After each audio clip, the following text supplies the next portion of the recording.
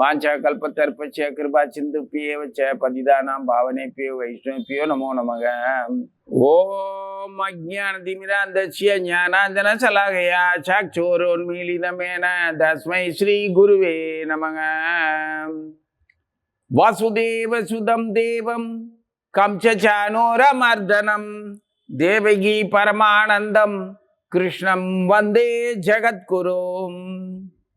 காத்யாயினி மகாமாயே மகா யோகினி அதீஸ்வரி நந்தகோபசுதம் தேவி பதிம்தே குருதே நமக. ஸ்ரீமத் பகவத்கீதை 7வது அத்தியாயத்தில் 30வது ஸ்லோகம் முடிவான ஸ்லோகத்துக்கு வந்திருக்கிறோம். இந்த 7வது அத்தியாயத்தில் பகவான் முழுமையாக பல்வேறு விஷயங்களை விவாதிக்கிறார். ஜீவாத்மா இயற்கையாகவே பகவானுடைய தொண்டனாக இருக்கிற தகுதியும் உரிமையும் உள்ளவனாக இருந்து தகுதியை இழந்து ஜட சிறையில் மாட்டிக்கிட்டு அதில் பல்வேறு வகையான குணம் கர்மா இந்த மாதிரி விளைவுகளில் சிக்கிக்கிட்டு தன்னுடைய இயல்பான இயற்கையான உணர்வுலேருந்து ரொம்ப தூரம் தன்னை பெரும் ஆழ்ந்த ஜட உலக ஈடுபாடுகளில் தன்னை சிக்க வச்சுக்கிட்டு அதுதான் வாழ்க்கைன்னு பூர்வீகத்தை மறந்தவனா ஆகிறதுல இருந்து திரும்ப மீண்டும் தன்னை புதுப்பிச்சு எப்படி கிருஷ்ண உணர்வுல தன்னுடைய உண்மையான இருப்பை எப்படி அவன் கண்டுபிடிக்கலாங்கிற வரைக்கும் எல்லாத்தையும் எடுத்து சொல்லியிருந்தார். அது மட்டுமல்ல, மீண்டும் அவன் அதாவது சிறைப்பட்ட நிலையில இருக்கிறதுக்கும் விடுதலையாகி ஆக வேண்டிய நிலையில இருக்கிறதுக்கும் சிறைப்படுறதுக்கும் விடுதலை ஆகிறதுக்கும் முந்தைய நிலையில அவன் இருந்தவன் எப்படி சிறைப்பட்ட நிலைக்கு வந்தாங்கிறதும் விடுதலை ஆனதுக்கு அப்புறம் மீண்டும் சிறைப்பட முடியாத நிலைக்கு அவை எப்படி போகலாம்ங்கிறதையும் எல்லாத்தையுமே இந்த அத்தியாயத்தில் தெளிவாக சொல்லியிருப்பாரு. இதுவரைக்கும் நம்ம பார்த்ததுல அதெல்லாம் நம்ம புரிஞ்சிருந்திருக்கணும். யாரும் சொல்றதை கேட்டு மட்டும் புரிஞ்சிருக்க மாட்டோம். நிச்சயமா நம்ம பேசுறது, நினைக்கிறது, படிக்கிறது, புரிஞ்சுக்கிறது எல்லாத்துக்கும் மேல உனக்குள்ள இருக்கக்கூடிய அவரவர் இதயத்தில் இருக்கக்கூடிய பரமாத்மாவனுடைய அன்புக்கும் பாசத்துக்கும் உரியவனா நீங்க நடந்துக்கலன்னா அவரு உங்களுக்கு எல்லாத்தையும் வெளிப்படுத்த மாட்டார். கட்டாயமா திசை திருப்ப மாட்டார் ஜீவனுடைய செயல்பாடுகளை. அவன் பூரணமான அன்புக்குரியவனா கிருஷ்ணர் மேல எந்த அளவுக்கு அன்பும் நம்பிக்கையும் உறுதியும் வச்சிருக்கிறானோ அந்த அளவுக்கு தான் அந்த பரமாத்மா அவனுக்கு உதவி செய்வார்.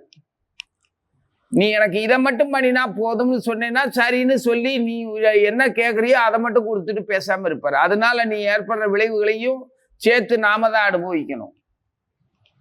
அப்போ இறைவனுக்கு நம்ம மேல கருணை இல்லையான்னா கருணை தான். அந்த கருணை நமது சுதந்திரத்துல தலையிடுற அளவுக்கு அவருடைய கருணையை அகாரமான கருணையே கருணை இல்லாம ஆக்க மாட்டார்.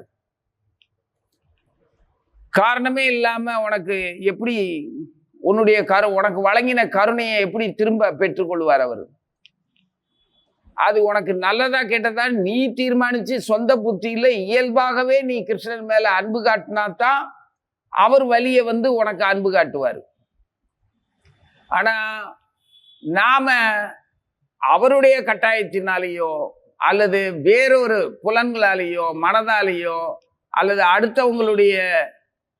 அடுத்தவங்கள்னா இன்னொரு பிற ஜீவர்களுடைய அபிப்பிராயத்துக்காகவோ கிருஷ்ண பக்திக்கான ஒரு தோற்றத்தையோ சொல்லோ செயலோ அப்படி ஒரு வேஷத்தை நாம காட்டினோம்னா அது அந்த அளவுக்கு தான் நமக்கு அமைதியும் ஆனந்தமும் கிடைக்குமே தவிர உண்மையான அந்த அமைதியும் ஆனந்தமும் கிருஷ்ணத்திலிருந்து வர்றதை நம்ம அனுபவிக்க முடியாது. விடுதலைக்கு முன்னால இருந்த நிலை பகவான் நமக்கு வழங்கிய சுதந்திரத்தினால பகவானுடைய நினைவோடையே நம்ம இந்த ஜட உலகத்துக்கு வந்திருக்கோம். பகவானுடைய நினைவோடையே தேவர்களை போல தேவர்களை வணங்கி தேவர்கள் பகவானை வணங்குறாங்க. அதே மாதிரி நாம தேவர்களையும் பகவானையும் வணங்கி இந்த ஜட உலகத்துல வேண்டிய ஐஸ்வர்யங்களை பெற்று சுகமா வாழ்ந்துகிட்டு இருக்கிற அந்த காலத்துல இருந்து அப்படியே கொஞ்சம் கொஞ்சமா சுகத்துல மூழ்கி தற்காலிக சுகத்துல மூழ்கி அந்த தற்காலிக சுகத்தை நீண்ட நேரமா தொடர்ந்து அனுபவிக்கலாம் அப்படிங்கிற ஒரு எண்ணத்துல வளர்ந்து அதுக்கப்புறம் தேவர்களை விட்டுட்டு தேவர்களுக்கு சமமானவன் தான் நானு, தேவர்களால் வழங்கப்படக்கூடியது எல்லாமே ஏற்கனவே அவங்க அளவுக்கு எனக்கும் கொடுத்துருக்குறாங்க, அதனால அவங்களுக்கு நான் சமந்தான் அப்படிங்கிற ஒரு அசுர குணத்தை வளர்த்துக்கிட்டு, அதாவது சுயநல குணத்தை வளர்த்துக்கிட்டு, அதுக்கப்புறம் அந்த நீண்ட கால தற்காலிக சௌகரியங்கள், தற்காலிக அந்த சுகங்கள்லாம் தொடர்ந்து தொடர்ந்து இருந்துகிட்டே இருந்துச்சுன்னா அந்த தற்காலிக சுகத்தை நிரந்தரமாக்கிடலாம் அப்படிங்கிற அந்த முட்டாள்தனத்துல அசுர குணத்தை நல்லபடியா வளர்த்துக்கிறோம். அப்போ இறைவனுக்கும் தேவர்களுக்கும் எதிரானவனா நாமளே ஆயிடுறோம். அதுக்கப்புறம் இந்த ஜட சிறையினால கட்டுப்படுத்தப்படும் போது, நிறைய அடி வாங்கும் போது, அப்போ அதை எதிர்க்கிற குணத்தினால, இயற்கைய ஜட உலக இந்த பிரகிருதியை எதிர்த்து ஆக்கிரமிச்சு ஆளணும்னு நினைக்கிற குணத்தினால இறைவனையும் இறைவனுடைய தொண்டர்களான தேவர்களையும் மற்ற தெய்வங்களையும் அந்த தெய்வங்களை நம்பி இருக்கிற ஆச்சாரியர்களையும் விரோதியா பாவிச்சு நாத்தியத்தனத்துக்கு வளர்ந்துடுறோம். இப்படி படிப்படியா நம்மளை நாத்தியத்தனத்துக்கு வளர்ந்ததுக்கு அப்புறம் நாத்திகமும் தெரியாம ஆன்மீகமும் தெரியாம இந்த பௌதிக உலகத்துல அற்ப ஜந்துக்களை போலவே வாழக்கூடிய மனிதர்கள், புதுசா வந்தவங்க. எப்படி நாம இந்த ஜட உலகத்துக்கு அஞ்ஞானமான இருளுக்குள்ள வந்து விழுகிறதுக்கான செயல்களை செஞ்சு வாழும்போது புதுசா வந்த நாம இதே மாதிரியான நமக்கு முன்னால வந்த இந்த அக்கிரமக்கார நாத்திகனா மாறினவனோட சேர்ந்து நாமளும் இந்த படிப்பினை அவங்கள பின்பற்றி நமது படிப்பினை என்ன ஆயிருது, அவங்கள போலவே நாமளும் கடவுள் மேல நம்பிக்கையற்ற நிலையும் நம்புறதா வந்தா கூட அந்த நம்புற நிலையிலையும் நிறைய குழப்பங்கள், சுயநலம், அந்த சந்தேகம் ரெண்டும் கலந்தே இருக்கும். இப்ப நம்ம பார்க்கலாம், நிறைய பேர் நாத்தியத்தனமா பேசுறவங்களோட சேர்ந்து தான் இருப்பாங்க. அவங்கள நீங்க பார்த்தீங்கன்னா ஆன்மீக செயல்கள், அந்த கோவில்கள்லையும் கோவில் நிர்வாகத்திலையும் கோவில் பிரசாதங்கள், அந்த விக்கிரக ஆராதனையிலிருந்து கிடைக்கக்கூடிய பூஜை பொருட்கள் இதெல்லாம் தானே அனுபவிக்கணும்னு ஆக்கிரமிப்பான். அது பக்தியினால கிடையாது. நாத்திய கூட்டத்துல தானும் ஒருவனா அங்கமா காட்டியிருப்பான். ஆனா ஆன்மீக சின்னங்கள்லாம் உடல்ல அணிஞ்சிருப்பான். கோயில்ல பக்தர்களுக்கு முந்திக்கிட்டு ஆட்சி அதிகாரம் அவங்க கையில இருக்குங்கிறதுக்காக சராசரி பக்தர்களுக்கெல்லாம் முண்டி அடிச்சு அவங்களுக்கு முந்திக்கிட்டு எல்லா ஆன்மீக ஆனந்தத்தையும் அவனே அனுபவிக்கணும்னு அபகரிக்க பார்ப்பான். இதெல்லாம் நம்ம பார்த்துட்டு தான் இருக்கோம். அவங்களுக்கு சௌகரியமான வாகனங்கள் இருக்கும். சுவாமி கழுத்திலிருந்து வாங்கின அந்த மாலையை மரியாதையை அவன் தற்பெருமைக்காக அதை வீம்புக்குன்னே வாங்கி கொண்டு வந்து அவனோட கார் இன்ஜின்ல மாட்டியிருப்பான். பார்க்குறோம்ல. அப்போ இந்த மாதிரி ஆன்மீகமும் தெரியாம புடம் தெரியாம சாமி ஆடுற வயலுன்னு வைவாங்க பெரியவங்க. அந்த மாதிரி ஆன்மீகம் தெரியாம இறைவனும் தெரியாம சனாதன தர்மமும் தெரியாம முட்டாள்களாகவும் பேதைகளாகவும் இருக்கிற போதை மனிதர்களை பற்றியும் பகவான் சொல்லியிருந்தார். இந்த அத்தியாயம் முழுவதுமே இப்படி ஒரு அலசலா தான் இருக்கும். ஆனால் விடுதலைக்கு முன்பு இருந்த நிலை, சிறைப்பட்ட நிலையிலிருந்து விடுதலை பெறுவதற்கான வழிமுறை, அந்த விடுதலை பெற்றதற்கு அப்புறம் இந்த விடுதலைக்கும் சிறைப்பட்டதுக்கும் வித்தியாசம் தெரியாத, ஆன்மீகத்துக்கும் பௌதிகத்துக்கும் வித்தியாசம் தெரியாம ஞானம்னு சொல்லி குழப்பிக்கிட்டு பக்திங்கிறதும் தெரியாம தியானம், தவம், தானம், தர்மம் அப்படின்னு யாகம் யஜ்யம்ங்கிறது மாதிரி குழப்பிக்கிட்டு ரெண்டு கட்டா நிலையில இருக்கிறதுலையும் பக்தர்களுடைய சகவாசத்துல தெளிவாகவும் அமைதியாகவும் பூர்ணத்துவத்தை நோக்கி படிப்படியா முன்னேறக்கூடிய குணத்துல இருக்கிறவனும் எல்லாத்தையும் பக்குவமா சொல்லியிருப்பார். அர்ஜுனனுக்கு அது எல்லாமே நல்லபடியா போர்க்களத்துல வச்சு என்ன புரியணுமோ அது எல்லாமே அவனுக்கு புரிஞ்சிருக்கும். இதுல பகவான் சொன்ன அந்த 4 விதமான தீயோர்களையும் 4 விதமான பக்தர்களையும் அங்க இருக்கிற எல்லாரோடையும் கிருஷ்ணர் சொல்ல சொல்ல அந்த போர்க்களத்துல இருக்கிற இருதரப்பு சேனைகளின் நடுவுல இருந்துகிட்டு இவங்க இருதரப்பு சேனையில இருக்கிறவங்களை பூரா இவன் ஞாபகப்படுத்திக்கிறான். கிருஷ்ணன் சொல்ல சொல்ல அர்ஜுனனால ஞாபகப்படுத்த முடிஞ்சது. அதே நிலைமை தான் நமக்கும். இன்னைக்கு நம்ம இந்த உலகத்துல இந்த 3 வகையானவர்களை, தீயவர்கள், நல்லவர்கள், நல்லவனா தீயவனான்னு தெரியாத பேதைகள், போதையில இருக்கிறவங்க. இந்த 3 பேரை பத்தியும் பகவான் சொல்றது நல்லா இருக்கு. இந்த 3 பேர்ல நாம யாரு, யாரை சார்ந்து இருக்கோம், நம்ம என்னவா இருக்கிறோம், நாம நல்லவனா இருக்கோமா, கெட்டவனா இருக்கிறோமா, இல்ல நல்லது கெட்டது தெரியாத பேதையா இருக்கிறோமா, புலன் வசப்பட்டவனா இருக்கிறோமா, புலனுக்கு அப்பாற்பட்டவனா இருக்கிறோமா, நம்மளை திருத்திக்கலாம் அப்படின்னு தன்னை உணர்றதுக்கான வாய்ப்பை பூரணமா கொடுக்கிறாரு கிருஷ்ணர். ஏன்னா சந்தேகமும் குழப்பமும் பயமா இருந்துதான் ஆரம்பிச்சான் அர்ஜுனன் முதல்ல ஆரம்பிக்கும் போது அவன் இரக்கத்தினால பேசவே இல்லை, அவன் சொந்த அபிப்பிராயத்தினால பேசினான். இரக்க உணர்வுங்கிறது உண்மையே உள்ளபடியே எல்லாருக்கும் கொடுக்கிறது தான் உண்மையான இரக்கமே தவிர, அவங்க பௌதியத்துக்காக இறக்கப்படுறேன்னு சொல்லி நடிக்கிறது உண்மையான இரக்கம் கிடையாது. உண்மையான இரக்கம்னா நிஜமான உண்மையான உண்மையை எந்த ஜீவனுக்கும் பாரபட்சம் இல்லாம சொல்லித்தர்றது தான் உண்மையான இரக்கம். அந்த இரக்கத்துல அவன் பேசல. பௌதிக வாழ்க்கையில இருக்கக்கூடிய சராசரி தற்காலிகமான உடலுக்கும் தற்காலிகமான புலன்களுக்கும் அவன் சிதைச்சோம்னா நமக்கு நமது புலன்களுக்கும் நமது ராஜ்யத்துக்கும் நாம நாளைக்கு அனுபவிக்கிறதுக்கும் களங்கம் வருமோ அப்படிங்கிற பயத்துல தான் அந்த இறக்கம் வந்துச்சு. அது இறக்கம் கிடையாது, அவனுடைய சொந்த அபிப்பிராயம்.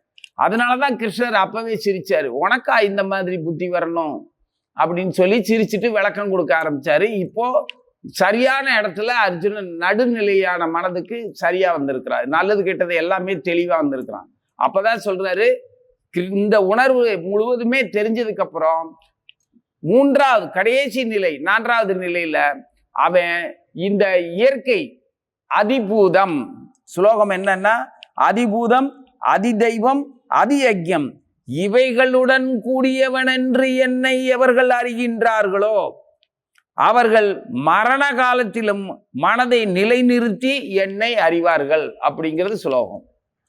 30வது ஸ்லோகம். அதிபூதம், அதிபூதம்னா என்ன அர்த்தம்? பூரணமான இந்த பிரபஞ்ச இயற்கையும் இயற்கையின் வடிவமைப்புல நமக்கு கொடுக்கப்பட்ட இயற்கையான அந்த உடலும், இது பூத உடல். பூத உடல்னா என்ன அர்த்தம்? உயிரோட இருக்கிறவனா பூத உடல்னு சொல்ல மாட்டாங்க. அவன் பிராணன், அந்த ஆத்மா அந்த உடலை விட்டு போனதுக்கு அப்புறம் அது பூத உடல் அப்படின்னு சொல்லுவாங்க. பூத உடல்னா இந்த ஜட இயற்கையோட அம்சத்துக்கு சமம் ஆயிருச்சு. ஜட இயற்கையில அதுவும் ஒரு அங்கமாயிருச்சு. அதால இனிமே பிராணன் இல்லாம, ஆத்மா இல்லாம, அந்த ஜீவன் அந்த உடல்ல இல்லாம அந்த உடலால இயங்க முடியாது. அது சிதைந்து போகும். எப்படி கல்லு மண்ணு மரம் எல்லாமே எப்படி மக்கி போகுதோ அதே மாதிரி அந்த உடல் சிதைஞ்சு இயற்கையோட இணைஞ்சிரும். இயற்கையான இந்த ஜட உலகத்துல மழை மூலமா ஜீவன் பூமிக்கு வந்து அது இந்த இயற்கையோட இணைஞ்சு பல்வேறு நிலைகளை அடைஞ்சு அது முட்டையிலேயோ அண்டத்திலேயோ பிண்டத்திலேயோ ஏதோ ஒரு ஜீவனோட சேர்ந்து அது உயிராகி அதுக்கப்புறம் அந்த ஜீவனால ஒரு உடல் எடுத்து அந்த உடல்ல வளர்ந்து வாழ்ந்து தன்னை போலவே பல்வேறு உடல்களுக்கு அதுவும் ஒரு காரணமா இருந்துட்டு அதுக்கப்புறம் அந்த உடல் சிதையுது, ஆத்மா அதை விட்டு விலகுது.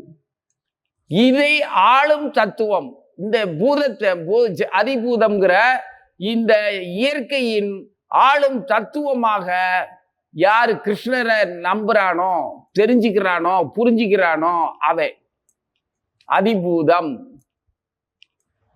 அடுத்து அதிதெய்வம். இந்த அதிபூதத்துக்கு இயக்கத்துக்கு ஆதாரமா வழிகாட்டியா அது அந்த அதிபூதத்துல வாழ்ற ஜீவனுக்கு நேர்மையான ஒரு வழிகாட்டியா உண்மையை உணர வைக்கக்கூடிய அவனுடைய செயல்களை எல்லாம் நெறிப்படுத்தக்கூடிய வணக்கத்துக்குரிய ஆசிரியர்களா நடந்துக்கக்கூடிய தெய்வங்கள், உபகடவுளர்கள், தேவர்கள், அவங்களையும் அந்த ஆளும் இயற்கைக்கு ஆதாரமான அந்த தேவர்கள், அந்த இயற்கையான வழிகாட்டிய அவங்களும் பகவானுடைய ஆளுமைக்கு உட்பட்டவர்கள் தான் அப்படின்னு அந்த இயங்கு சக்தியும் பகவானுடைய அம்சமா புரிஞ்சுக்கிறவனும் முதல்ல ஆளும் ஜட இயற்கையினுடைய அதிபூதம், அதனுடைய இயற்கையினுடைய ஆளும் தத்துவம் பகவான் தான். அடுத்து அதுல செயல்படக்கூடிய அந்த தெய்வங்களா இருக்கக்கூடிய தேவர்களையும் இயக்கக்கூடியவர் பகவான் தான். அவங்களுடைய அம்சமா இருக்கிறதும் பகவான் தான்.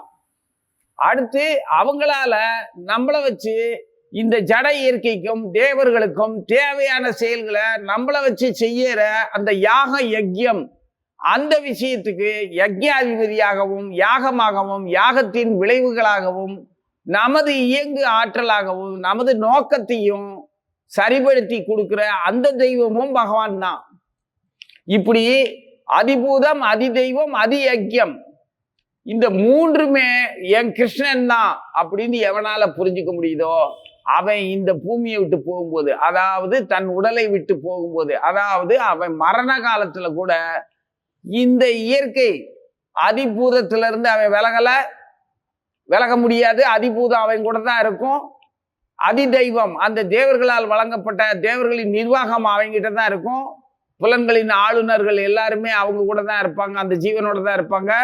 அடுத்து அவனால செய்யப்படக்கூடிய மனதால செய்யற வேள்வியா இருந்தாலும், நாமத்தினால நாமம் சொல்லி வேள்வியா இருந்தாலும், இந்த பூமியில ஆகுதிகள் ஜட இயற்கையோட சேர்ந்து பண்ற அந்த யாகமா இருந்தாலும், அந்த யாகமும் யாகத்தின் விளைவாகவும் பகவானே அதிகாரியாகவும் இருக்கிறத அவன் புரிஞ்சிருந்தான்னா, இந்த மூன்று நிலையும் ஒரு ஜீவன் மரணம் அடையக்கூடிய அந்த கடைசி வினாடி வரைக்கும் இந்த மூன்றும் அவன் கூட தான் இருக்கும். புரியுதா நான் சொல்றது? மூன்று எப்படி அவன் கூட இருக்கும்னா, உனக்கு நினைவிழப்பு வரலாம், செல்வம் போயிடலாம், மரியாதை போயிடலாம், சொந்த பந்தம் போயிடலாம், உன்னுடைய எல்லாமே உங்ககிட்ட இருக்கக்கூடிய வாலிபத்துல உன் கூட இருக்கிறது, உன்னுடைய கல்வி போயிடலாம், பதவி போயிடலாம், எல்லாமே உன்னை விட்டு போயிடலாம். போக வாய்ப்பு இருக்கு, போயவும் செய்யும். ஆனா இயற்கை உன்னோட தான் இருக்கும், தேவர்கள் உன் கூட தான் இருப்பாங்க.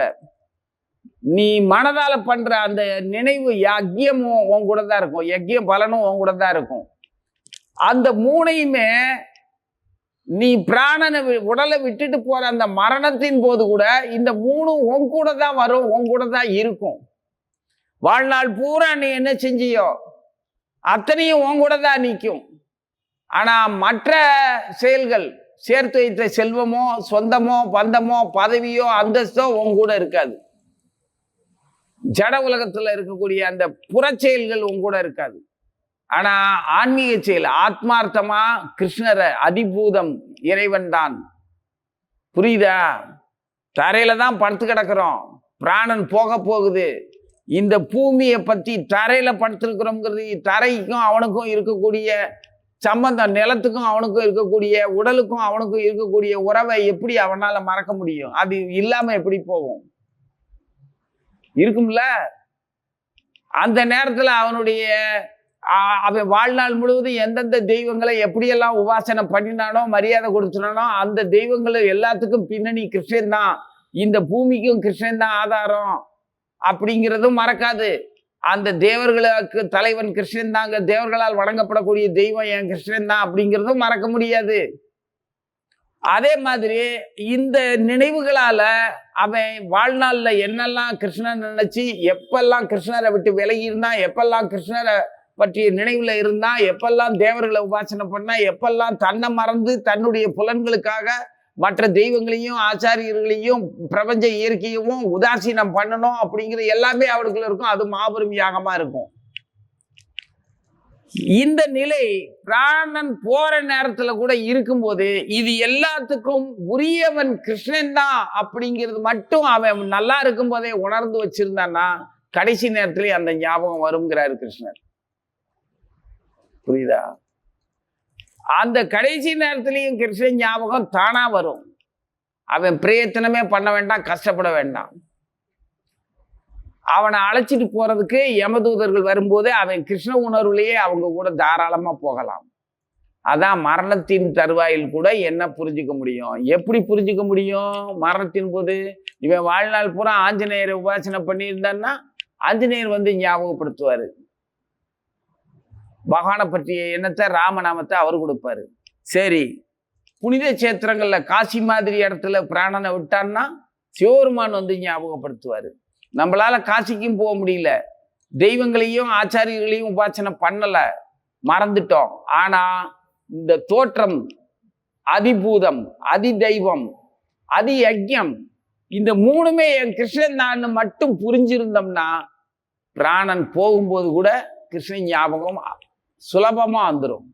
அதைத்தான் சொல்றாரு, இந்த மூணையும் நான் தான் எவன் புரிஞ்சிருக்கிறானோ, அதிபூதம், அதி தெய்வம், அதி யஜ்யம் இவைகளுடன் கூடியவன் என்று என்னை எவர்கள் அறிகின்றார்களோ அவர்கள் மரண காலத்திலும் மனதை நிலைநிறுத்தி என்னை அறிவார்கள் அப்படின்னு சொல்றாரு.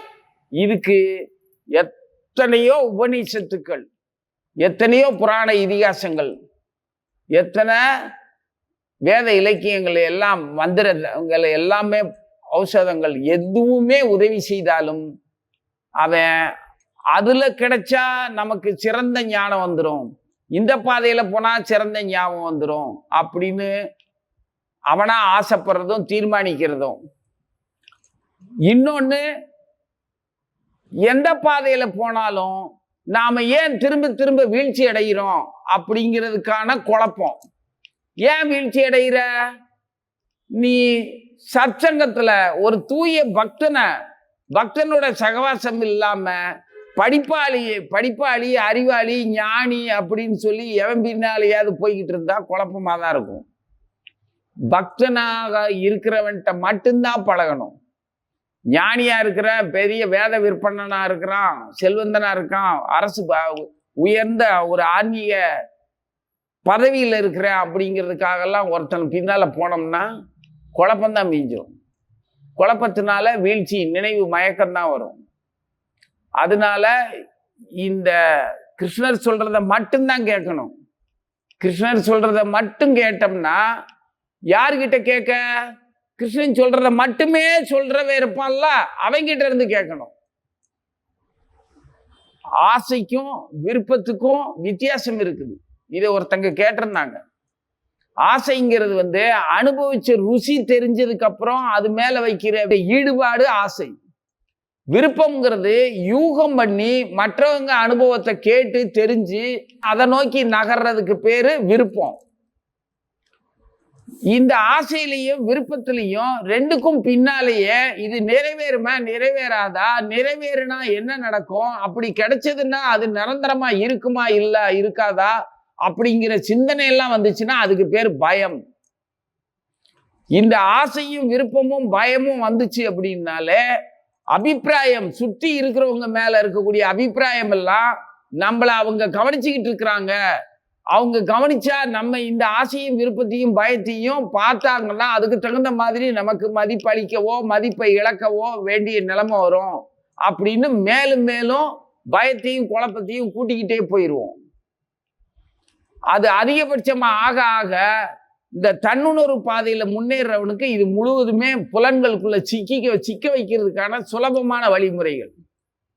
அதனால இந்த பௌதிக இயற்கையான ஆளும் தத்துவம் என் கிருஷ்ணன் தான். இந்த ஆளக்கூடிய தேவர்களும் தேவர்களால் வழங்கப்படுற இந்த யஜ்ய முறைகளும் எல்லாமே என் கிருஷ்ணன் தான் அப்படின்னு மூணையும் புரிஞ்சுக்கிட்டான்னா அவன் கடைசி நேரத்துல கூட, ஏன்னா கடைசி நேரத்துலயும் இதுதான் அவனை விட்டு போகாது. மற்றபடி அவன் சேர்த்து வச்ச பதவி அந்தஸ்து எது வேணாலும் போயிடும், சொந்தக்காரன் எல்லாமே போயிடுவாங்க, நினைவெல்லாம் போயிடும். ஆனா பிராணன் உள்ள இருக்கும்போது இந்த மூணும் அவனுக்கு இருக்கிறது நல்லா. மூணோட சம்பந்தமும் இந்த இயற்கையோட சம்பந்தமும், ஜட உடல் இயற்கை தானே, அந்த அதிபூதத்துக்குள்ள தானே அவன் வாழ்றான். அந்த பூத உடலுக்குள்ள அவன் இருக்கிறதுனால பூத உடலை தெரிஞ்சுக்குவான், தேவர்களையும் தெரிஞ்சுக்கலாம், யஜ்யத்தையும் தெரிஞ்சுக்கலாம். இந்த மூணுமே என் கிருஷ்ணன் தான் தெரிஞ்சுக்கிட்டான்னா நிம்மதியா கிருஷ்ணன் ஞாபகம் தானா வந்துருச்சு. அப்போ கிருஷ்ணன் ஞாபகம் வந்ததுக்கு அப்புறம் இவன் இந்த உடம்பை விட்டுட்டு போனாலும் இந்த அதிபூதம், அதி தெய்வம், அதி யஜ்யம் இந்த இதெல்லாம் விட்டுட்டு அவன் விலகி போனாலும் இதனுடைய பலனோ இதில் ஏற்பட்ட குறைவுகளோ அவனை ஒண்ணுமே பண்ணாது. அவன் கிருஷ்ண உணர்வோட மட்டும்தான் போவான். ஏன்னா இந்த மூணுமே கிருஷ்ணன் தான் அப்படின்னு தெரிஞ்சுட்டான்னா அதுதான் கஷ்டம். அதை வாழும்போதே அதுக்கு பயிற்சி பண்ணணும். அதுக்கு பக்தர்களுடைய சகவாசத்துல பணிவோடையும் பண்போடையும் எதிர்கேள்வி கேட்காம சந்தேகப்படாம மன வைராக்கியத்தோட உறுதியா ஜட உடல் கடந்த ஒரு ஆத்ம ஆனந்தத்துல ஆத்ம நிம்மதியோட அந்த பக்தனை ஆச்சாரியனை அண்டி இருந்தோம்னா தெளிவா நம்மளை நாம தெரிஞ்சுக்கலாம், கிருஷ்ணரை தெரிஞ்சுக்கலாம். ஜெய ஸ்ரீ கிருஷ்ண சைதன்ய பிரபு நித்யானந்த ஸ்ரீ அத்வைத கதாதர சிவாசாதி கௌர் பக்த விருந்தா. ஹரே கிருஷ்ணா கிருஷ்ண கிருஷ்ண ஹரே ஹரே, ஹரே ராம ராம ராம ஹரே ஹரே. ஜெய் குருதேவ்.